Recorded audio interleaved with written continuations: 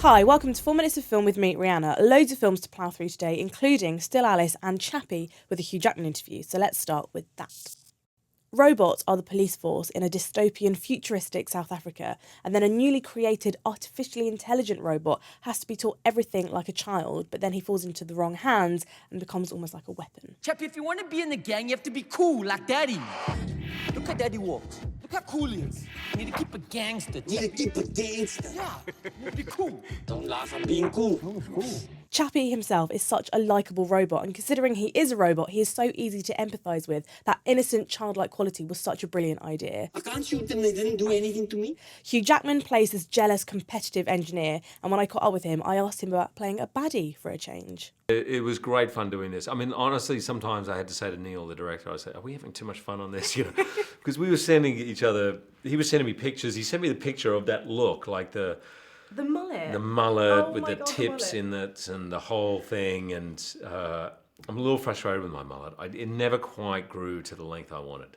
Wait, I'm was your calling it real up. hair? Real hair, yeah. You are kidding No, me. and they actually thought about putting extensions in because it hadn't quite grown as much as I wanted. But that's what was so great about the character, is like he had a half mullet. It was a half Who mullet. has a half mullet? No one, exactly. I'm so glad you like that. I thought the film was let down a little bit by the actors who play the gangsters who bring up Chappie, because their performances were a bit under par, but you know that you're in quite safe hands with director Neil Blomkamp, who did District 9, so 4 stars for Chappie. Next up is Unfinished Business. Vince Vaughn plays a small business owner who takes his team on a work trip, which should be short and simple, but it's Vince Vaughn. Nothing ever is. What did you do at Dynamic? Oh, no, no, I don't work there. You just walked out of there. Well, I interviewed. But you got a box with office belongings there? Yeah, I brought it to the interview to show confidence. Do you have any sales experience? Yeah, yes, I do. Great. Yeah, Foot Locker. And reasons for leaving? I don't like feet.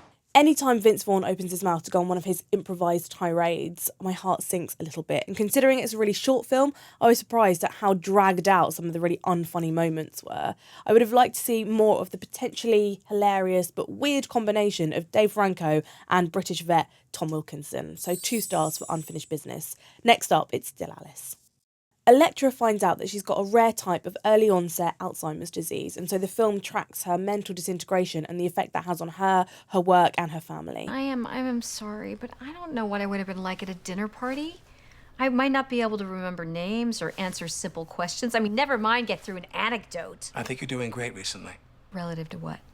The film itself is a good drama with some strong and believable acting from support cast of Kate Bosworth and Alec Baldwin, but it's all about Julianne Moore's Oscar-winning performance. Everything I accumulated in life, everything I've worked so hard for, now all that is being ripped away.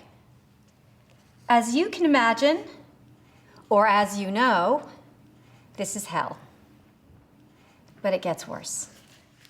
It's both a physical and mental transformation. You entirely feel Alice's frustration at losing her most valued asset, her mind, and you invest so much in her that you might as well be watching your own family member fall to pieces in front of your eyes. So the film is not without flaws, but her performance absolutely is. So 4 stars for Still Alice.